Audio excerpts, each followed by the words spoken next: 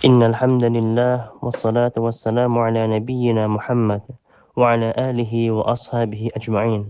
Allah Subhanahu wa taala berfirman di surat Al-Fatihah ayat 5. Iyyaka na'budu wa iyyaka nasta'in. Hanya kepada Engkaulah kami menyembah dan hanya kepada Engkaulah kami memohon pertolongan. Dari firman Allah tersebut kita diperintahkan untuk semata-mata beribadah kepada Allah. Kemudian Allah melanjutkan, wa iyyaka nasta'in, yang artinya hanya kepadamu kami meminta pertolongan.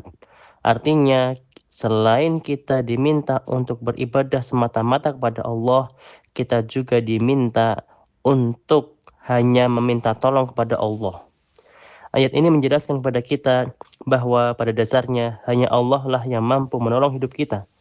Karena hanya Allah yang mampu menolong hidup kita, maka seharusnya hanya kepada Allah lah kita berharap.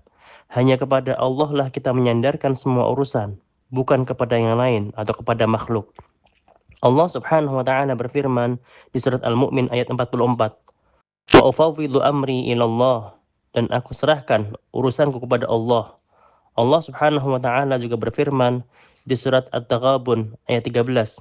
Wa 'alallahi falyatawakkalul mu'minun, dan hendaklah orang-orang mukmin bertawakal kepada Allah saja. Oleh karena itu, bila kita mengaku sebagai seorang yang beriman, kita mengaku mukmin, maka wajib bagi kita bertawakal kepada Allah, menyandarkan seluruh urusan kepada Allah. Ada sedikit ilustrasi yang barangkali bisa membuat kita lebih jelas dalam maknai hal ini. Sebagai contoh, pada pagi hari kita sedang duduk di pelataran masjid, lalu kemudian ada orang yang tidak kita kenal menghampiri kita. Kemudian orang tersebut bercengkrama kepada kita dan kemudian kita menjadi akrab. Nah, tiba-tiba dia berkata, aku akan memberi kita uang 350 juta rupiah. Nanti 30 menit lagi, karena saya ada perlu sebentar.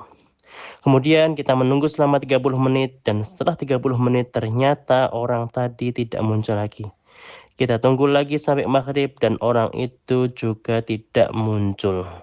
Bila kita beriman dan bertawakal kepada Allah, tentunya kita tidak akan sangat kecewa atau tidak akan kecewa berlebihan karena kita yakin dan sadar bahwa 350 juta yang tadi kita janjikan, yang dijanjikan kepada kita, itu bukan milik kita.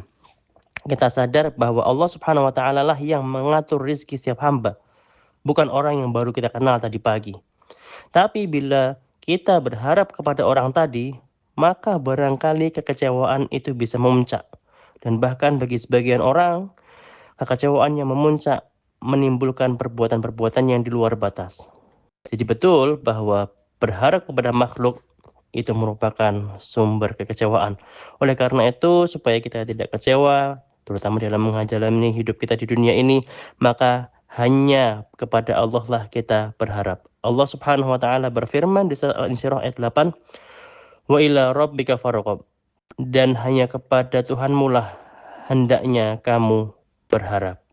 Wassallallahu ala nabiyyina Muhammad wa ala alihi wa sahbihi ajma'in.